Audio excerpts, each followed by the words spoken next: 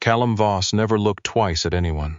Not until the night his men brought him a photograph taken outside a Halifax bus station, and he went still in a way that had nothing to do with business. The woman in the photo was carrying a paper bag of groceries and looking over her shoulder, not at the camera, at something else entirely, like she had learned to check exits before she checked anything else. He looked at that photograph for a long time, then he said, "Find out where she went."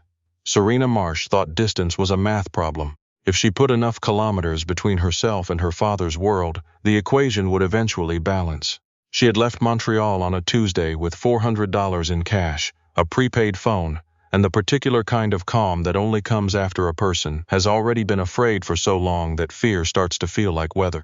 Halifax received her the way maritime cities receive everyone in November, with gray skies and salt air and the sense that the harbor has seen harder things than you. She found a room above a laundromat on Gottingen Street through a woman named Addie who asked no questions and charged $800 a month. The walls were thin. The pipes knocked at 3 in the morning like someone trying to get in. Serena slept better there than she had in 2 years. She got a job at a used bookshop called Title Pages on the 3rd day. The owner, a quiet man named Mr. Hensley, was in his 70s and mostly wanted someone to run the register and not ask him about his hip. She did not ask. She alphabetized the nautical history section instead, and he looked at her once with the expression of a man who had finally found something properly arranged. For 3 weeks it almost worked. She was walking back from the market on a Thursday evening when she turned the corner onto her street and felt it. Not saw it, felt it. A dark car that had been there too long. A man leaning against a storefront who was not looking at the storefronts. Serena did not run. Running told people things. She walked into the corner pharmacy instead, bought lip balm she did not need, and left through the side door that opened onto the alley. She was good at side doors. Her mother had taught her that. The bar she ducked into was called The Anchor, and it smelled like draft beer and old wood, and somewhere underneath all of that, cedar. She sat at the far end of the bar with her back to the wall and watched the entrance. The man who sat beside her 3 minutes later did not look like a threat. That was the most dangerous thing about him. He was tall, broad through the shoulder, wearing a dark wool coat that fit well enough to have been made for him. He ordered whiskey neat, and when it arrived he didn't touch it right away. He was watching the same entrance she was. Serena noticed. He noticed that she noticed. Neither of them spoke for a full minute. Then she said without looking at him, "I'm not here to meet anyone," he said. "Neither am I." She finally looked. He had dark eyes, the kind that were patient in a way that either meant he was kind or that he had learned how to make patience into a weapon. She could not tell yet which one. His name, he told her when she asked, was Garrett. Just Garrett tonight. She almost smiled at that. She was just Sarah tonight. They talked for an hour. Not about anything real. The kind of conversation that builds a room around itself. Nova Scotia winters, the particular misery of Halifax parking, whether the bookshop on Barrington was still open or if it had finally given up. He asked her how long she'd been in the city. She said long enough to know the side streets. He said that was a strange thing to know first. She said it depended on why you came. He looked at her after that like he was reading something printed in small type. When she stood to leave, he didn't try to stop her. He didn't offer to walk her out. He lifted his glass slightly, the way people do when they're saying something without saying it, and she walked out into the cold. She checked for the dark car before she turned onto her street. It was gone. She told herself that meant nothing. It meant something. 2 days later she was restocking the biography section when the door opened and he walked in. Not Garrett from the bar. Garrett from the bar wearing different clothes and the same unhurried expression which somehow made it worse. He looked at the shelves. Then at her. "You work here." She put the last book in place. "You followed me." He looked genuinely uncertain for a moment. Then he said, "I came for the nautical history section." She stared at him. He almost smiled. "I did not follow you here. I found it in a guidebook." Serena reached past him and straightened a spine that didn't need straightening because her hands needed something to do. "Is that true?" He met her eyes, most of it. She should have asked him to leave. Mr. Hensley came in from the back, looked at the man standing in front of the biographical section, and said, "The sailing memoirs are on the left if you're looking for Slocum." The man said, "Thank you." He bought a book about the 1979 Fastnet race and left without asking for her number. She watched him go through the front window. On the sidewalk he paused and looked back. She was still watching. She looked away first. That evening she found a copy of the same book in her bag, slipped in somewhere she couldn't remember when. Inside the front cover, in handwriting that was careful and deliberate, like a man who had learned not to do things carelessly. The best stories are about people who thought they knew where they were going. Below that, a phone number. Serena held the book for a long time. She called Mr. Hensley from the back of the shop and told him she was locking up early. He said fine. She went home and sat on the edge of her bed and looked at the number until it stopped meaning anything, and then until it meant too much. She did not call. She texted once at 11:30. Who are you, actually? His reply came in under a minute. Someone who wants to know who you are, actually. 3 days later, they had dinner at a restaurant she had never heard of near the waterfront. He ordered like someone known to the staff. She noticed and filed it away. She told him she was in Halifax finishing a remote consulting contract, that she'd grown up in Montreal, that she'd had a complicated relationship with her family. She chose each truth carefully, the way you choose what to pack when you might have to leave again. He listened in a way that was rare, not waiting for a pause so he could speak, but actually listening, like each sentence mattered.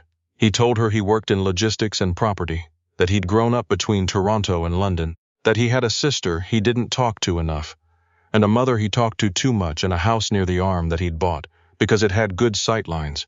And he was not a person who could explain why that mattered without revealing more than he wanted to. She laughed at that because it was honest in the way she recognized. He looked at her when she laughed. She caught him looking and didn't look away. Walking back along the waterfront, the wind off the harbor pressed the cold in sideways. He did not offer to take her arm. He walked close enough that the warmth of him reached her, and she was more aware of that than she would have liked. She stopped at the corner where she needed to turn. He stopped beside her. She said, "Garrett is not your real name." He was quiet for a moment. He said, "It's part of it." She studied him in the streetlight. He looked like a man who was telling the truth about some things and was tired of lying about others. She said, "I'm not telling you my real last name either." He said, "I know." She looked at him. "What does that mean?" He said, "It means I'm not asking for it tonight." She went home and could not sleep and told herself it was the wind off the water and not the particular way he'd said tonight. Like there would be other nights. Like he was already certain of things she had not agreed to yet. The next morning she found the dark car again. A different model this time.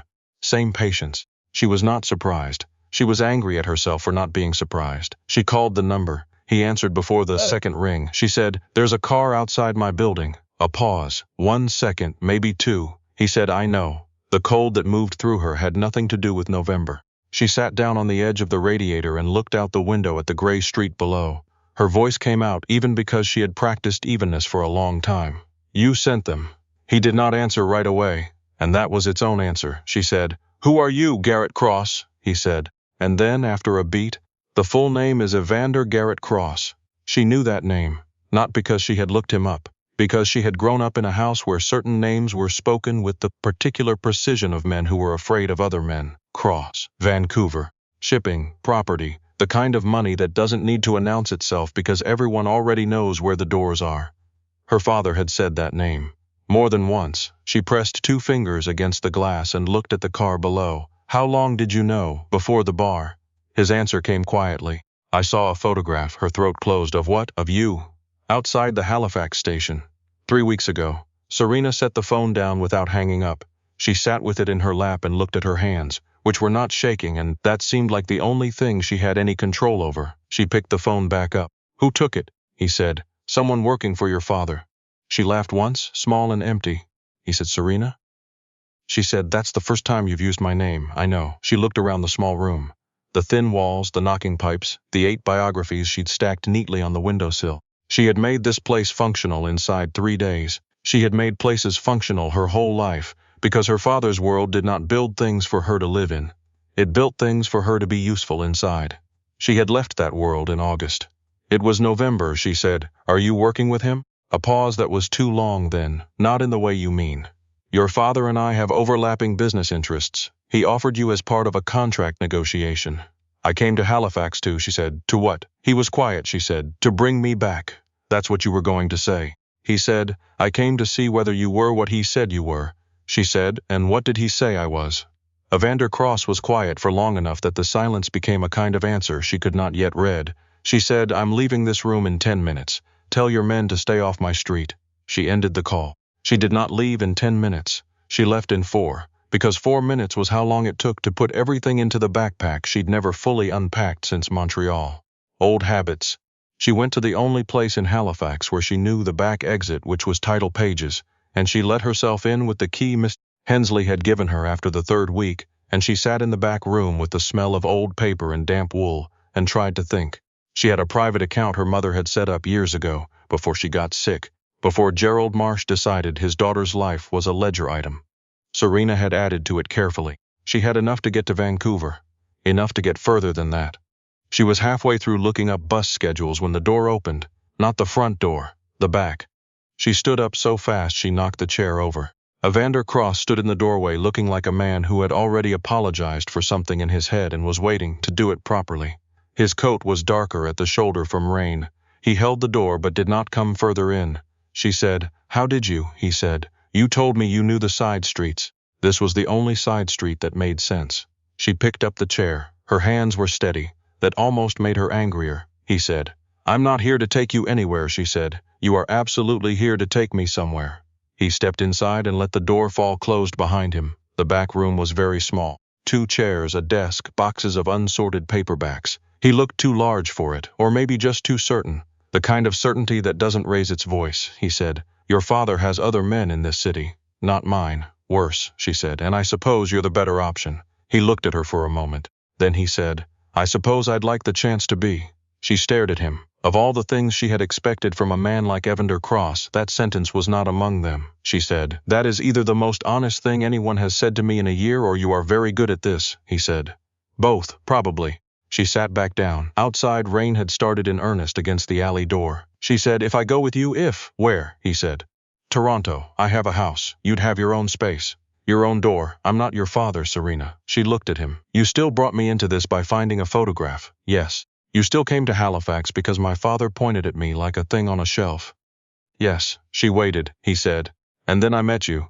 And you were not a thing on a shelf. You were a woman who checks exits before she sits down and alphabetizes nautical history, because it was a mess and you couldn't stand it. And I didn't know what to do with that."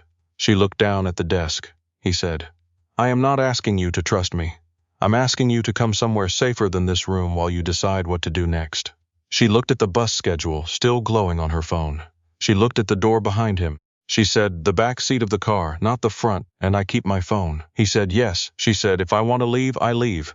"No argument," he said. "I'll put it in writing if you want." She almost laughed. She hated that. She grabbed her bag and stood up. She said, "If you're lying to me, I will find a way to make your entire logistics network incomprehensible." He looked at her with something that might have been the start of respect. Then he held the door. The car was black and quiet and warm. It smelled faintly of cedar and the specific kind of cold that clings to a man who has been outside in November rain. Serena sat with her bag in her lap, and her shoulder against the door and her eyes on the side mirror. He sat beside her without crowding her. His hands were on his knees. She said, "Your men are still outside my building," he said. "I'm calling them off now." She watched him do it. Short call, short sentences, done. She turned to the window. The city moved past slowly. Wet brick, yellow light, the harbor catching rain in the dark. She had wanted Halifax to be a city she could disappear into. It had almost worked. That almost had a specific ache to it. She said, "How much does my father owe you?" He was quiet a moment. Then, "The business arrangement isn't about money." She looked at him. "Then what?" He looked forward. "Leverage. Information. Your father has access to port routing data that I've needed for 2 years. He offered something else instead. He did not say what. He didn't need to." She turned back to the window. "Offered me. Like a key." Evander said nothing. She said, "Does he know you found me first?" "What did he say?" "That it was good I was efficient." She closed her eyes for a moment. That sounds exactly like him. The drive to the private terminal took 20 minutes. Serena counted them. She counted the turns too, and the number of stops. She did not know what she would do with this information. She collected it anyway, the way her mother had taught her to collect things quietly in case. On the plane, she sat by the window and he sat across from her and did not try to fill the silence. A woman brought water and coffee. Serena took the water. He took coffee and held the cup without drinking from it and looked out at the runway until they were in the air. She said, "Why do you have a house in Halifax?" He said, "I grew up here. My mother still lives in the North End." She looked at him. "You have a mother in Halifax and a house near the Arm, and you still came to that bar pretending to be just Garrett," he said. "You were pretending to be just Sarah." She had no answer for that. Somewhere over Quebec, she fell asleep without meaning to. She woke when the plane banked and saw the lights of Toronto spread out below like a circuit board, bright and indifferent and enormous. She pressed her fingers to the cold glass. Evander was watching her. She did not look away. "Who are you outside of all of this?" He was quiet for a long time. Then, "I'm trying to remember." She looked back at the lights. "So am I." The house was north of the city, backing onto a ravine, all glass and dark stone and the kind of stillness that expensive security makes possible. It should have felt like a cage. The trees helped. The way the windows faced the ravine helped. A woman named Bernadette ran the house and showed Serena to a room on the second floor with its own bathroom and a window that opened over the garden. Her bag had arrived before her. She noticed and chose not to ask. She said to Evander at the door, "My room locks from the inside," he said. "Yes," she said. "Your room is where?" He nodded toward the end of the hall. He did not offer to show her. She said, "Good night then." He said, "Good night, Serena." She closed the door and stood in the quiet room and listened to his footsteps move away down the hall. She sat on the edge of the bed fully dressed and looked at her hands again. Her mother had told her once, "Always keep something no one else knows about. Not because you plan to need it, because you deserve to have something that belongs only to you." She had listened. She had the account. She had the skills her father thought he owned and did not. She also had, now, a door that locked from the inside. She was still afraid, but it was a different kind of afraid. Less like being hunted and more like standing at the edge of a decision she hadn't finished making yet. She slept better than she expected. In the morning, Bernadette made coffee and did not attempt conversation, which Serena appreciated enormously.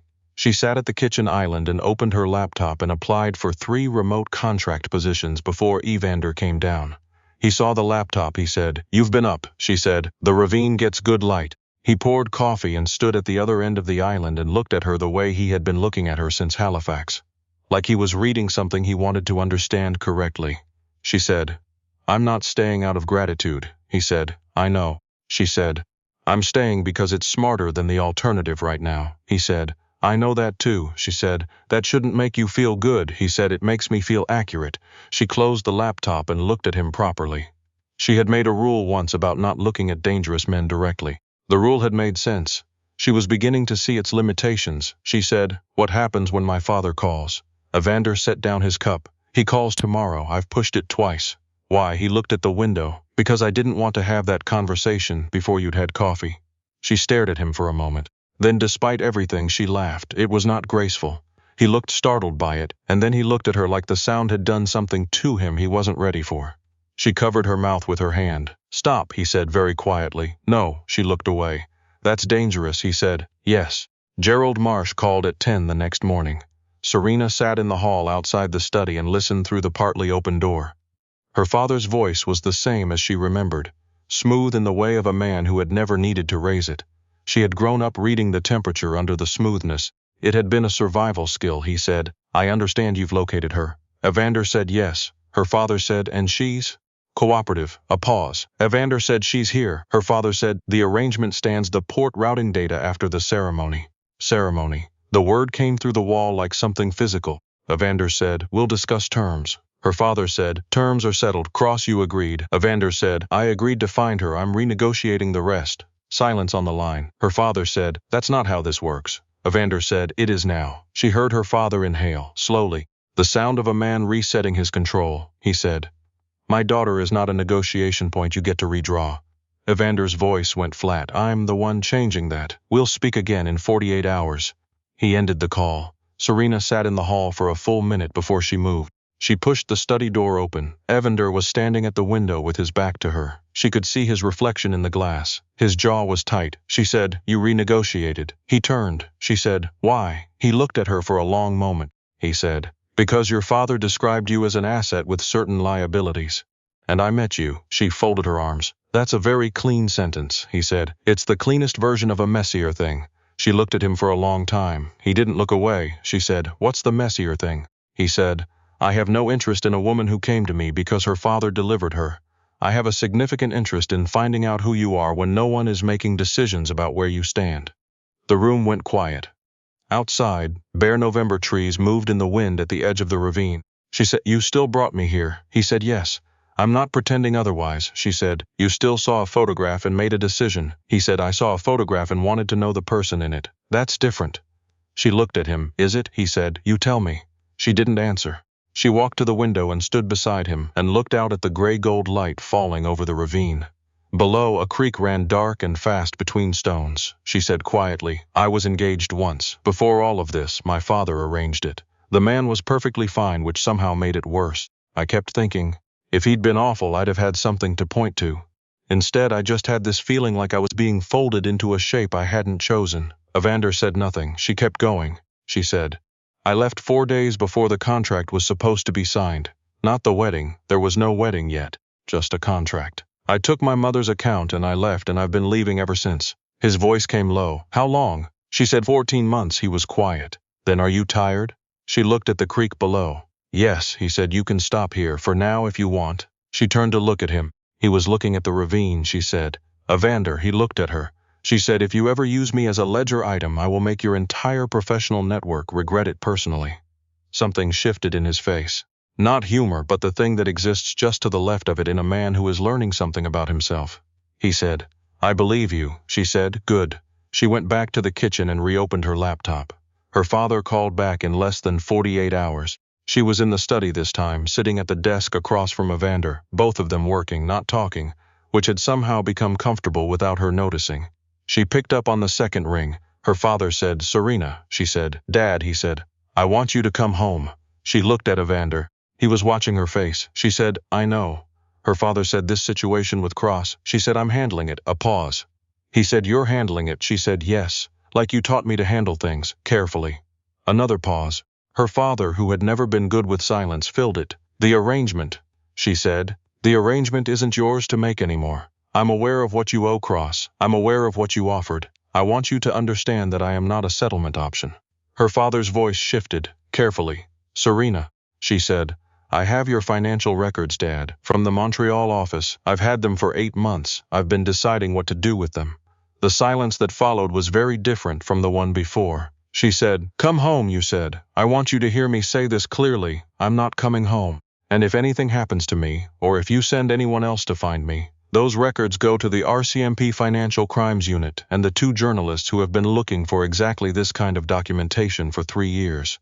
Her father said nothing for a long time. She said, I love you, Dad. I think you love me in the way you know how. But I'm not a contract. I never was. She ended the call. Her hands were shaking. She set the phone down and pressed both palms flat on the desk. Evander didn't speak. He placed a glass of water on the desk in front of her. She looked at it. She said, you heard all of that? He said, yes. She said, you didn't know about the records? He said, no. He looked at her with an expression she was starting to recognize, something between respect and recalibration. He said, you walked into this city with leverage and didn't use it until you needed it. She said, my mother taught me to keep something no one knew about. He said, your mother was wise. Serena picked up the water and drank half of it. She set it down and looked at the window. She said, what do you actually want, Evander? Not from my father. Not from the port data. What do you want? He was quiet for a long time, long enough that she thought he might not answer. Then he said, I want to stop making decisions from photographs. I want to know the person I'm sitting across from, and I want that person to not look like she's planning an exit route when she walks into a room. She looked at him for a long time. She said, that last part is going to take a while. He said, I have time. She said, I might still leave. He said, I know. She said, you'd let me. He said, yes. She believed him. That was the part that was hardest to know what to do with. She did not leave. Not that week, and not the one after, and somewhere in the middle of December it stopped feeling like a temporary calculation and started feeling like something she had not given herself a word for yet. She got the consulting contract, remote, good money, complex enough to be interesting. She worked from the study most mornings, and Evander worked from the study most mornings, and they did not discuss it. They simply both arrived with coffee, and there were 2 laptops on opposite ends of the desk, and it became a fact about their days. His sister came for dinner in December, a sharp-eyed woman named Odette, who looked at Serena across the table and said, so you're the woman who told my brother his logistics network was incomprehensible. Serena said, I told him it would become incomprehensible. There's a distinction. Odette looked at her and then at Evander and then back at Serena and said, I like her. Evander said, I know. Odette said that's the most he's said about anything in 6 months, by the way. Evander said, Odette. Odette helped herself to more wine and looked deeply unsympathetic. Serena did not let herself smile. That took effort. Later, after Odette had gone and the house was quiet, Serena stood at the kitchen sink rinsing glasses, and Evander stood beside her drying them, and this too had simply become a fact. She said, "You're not what I thought you'd be," he said. "What did you think?" She said, "Colder, more certain about everything, less likely to dry dishes." He said, "I'm certain about some things." She looked at him sideways. "Like what?" he said. "You tell me when you leave, not a note, in person." She set down the glass. "That's a strange thing to be certain about," he said. "It's the thing I'm most afraid of getting wrong." The kitchen was very quiet. The ravine beyond the window had gone black with December dark. She said, "Evander." He turned. She kissed him. Not because she had run out of reasons not to, but because she had finally run out of interest in the reasons. His hand came to her jaw like a question. She answered it. When she pulled back, neither of them moved for a moment. She said, "I'm not doing this because I feel like I owe you." He said, "I'm doing this because I want to." That's new for me. Choosing something because I want it. His thumb moved along her cheekbone. He said, "I know that too," she said. "Stop knowing everything." His mouth curved. He said, "I don't know most things. I knew you were going to leave the bar before you'd finished your drink. That's approximately it." She looked at him. "That's not impressive," he said. "It led me here." She had no answer for that either. 3 months later, her father took a plea arrangement that his own lawyers had been quietly building toward for years. Serena attended one hearing, sat 3 rows behind the prosecutor, and watched Gerald Marsh stand before the judge looking smaller than she had ever seen him. He turned once and found her in the room. His face did not change. She had expected to feel something large. Instead, she felt tired and then slowly lighter. Evander was outside on the courthouse steps when she came out. He had not been inside. She had asked him not to be. He was standing in February light with his hands in his coat pockets, and when he saw her face, he walked toward her and said nothing.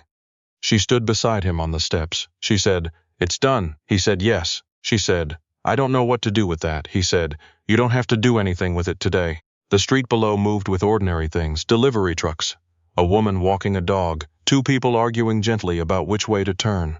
The whole indifferent machinery of a city continuing as though nothing large had happened. She reached for his hand. He gave it. The wedding, when it came 6 months later, was in the courthouse too. Her idea. Evander had suggested the house, the garden, the ravine in full summer green. She had looked at him and said, "I want the place where paperwork happens. I want the most unromantic possible room so that what we say in it is the only thing that means anything."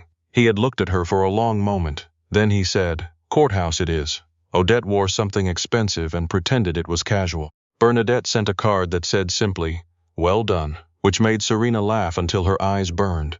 Her mother's sister came from Halifax, the only family Serena had invited. A steady-handed woman named Faye who held Serena's hands before the ceremony and said she would have liked him. "You can tell he does the dishes." The clerk asked if she took Evander Garrett Cross as her husband. Serena looked at him. He looked back. No crowd between them, no arrangement underneath the words, no father waiting to collect on the other side of the signature. She said, "I do." After they ate breakfast at a diner on Queen Street because Serena wanted eggs. And Evander had learned months ago not to offer alternatives when she had decided what she wanted. He sat across from her in a booth with his wedding ring catching the overhead light and his jacket over the back of the chair and his coffee growing cold while he watched her eat. She said, "You're staring," he said. "You're my wife," she said. "That still sounds strange," he said. "Good strange or bad strange?" She thought about it. She thought about 14 months of side doors and back exits, Halifax rain, a bookshop that smelled like old paper, a photograph taken at a bus station that had started everything. She said, "The kind of strange that means it's real." He reached across the table. She let him take her hand. Outside the diner window, the city moved through an ordinary Saturday in August. Warm light, pedestrians, a child pointing at a pigeon. All of it continuing, simple and unhurried, like a door she could finally walk through without checking what was on the other side. Serena stayed.